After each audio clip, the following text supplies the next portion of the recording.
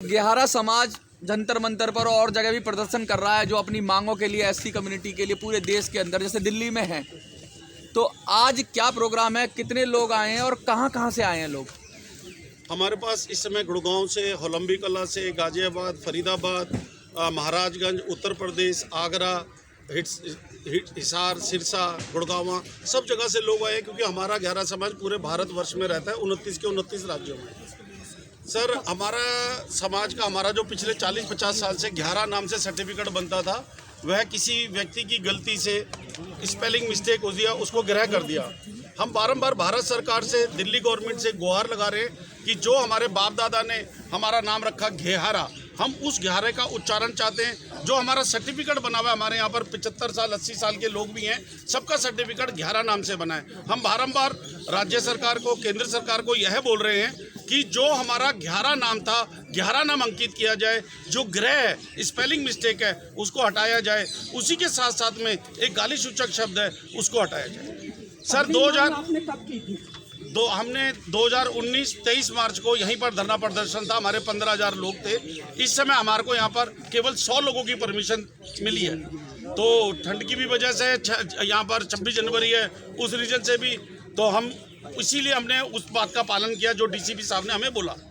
लगातार ये बात उठती रही है कि आपके समाज को बहुत तरीके के ताने दिए जाते हैं, समाज में हैदस्ती से देखा जाता है, बहुत सारा आप पीड़ित हैं और रोजगार की भी बड़ी, समाज की स्थिति बड़ी दयनीय है। तो उसको सरकार को दिखता नहीं है क्या?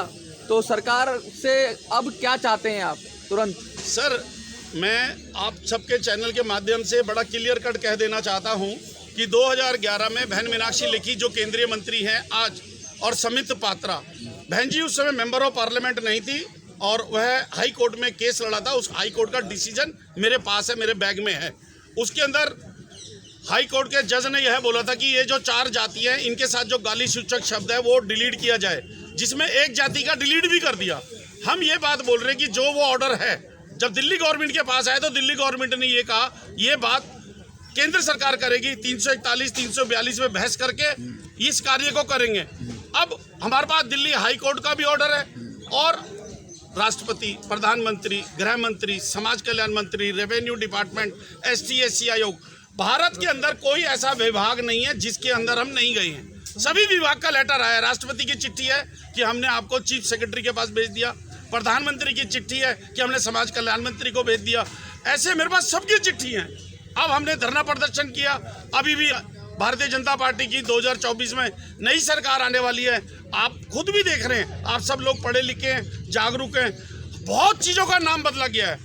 भारत हमारा असली नाम है, भारत हमारे देश का असली नाम है। ये इंडिया तो अंग्रेजों ने दिया था, तो ऐसे ही अंग्रेजों की जो गलती थी वो आज हमारे ऊपर लगाई जा रही है। जो कहते हैं कि हल्दी घाटी का युद्ध था, तो आप लोगों को उस समय जो राजस्थान का परिवेश था, हल्दी घाटी युद्ध में भी आपकी बड़ी भूमिका रही है।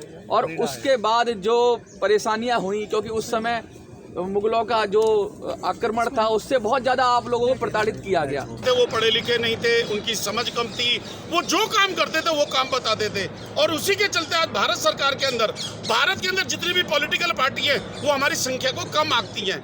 यदि वो हमारे जितने भी उपनाम हैं इन सबको इकट्ठा कर ले तो हमारी संख्या सबसे अधिक बनेगी SC जाति में।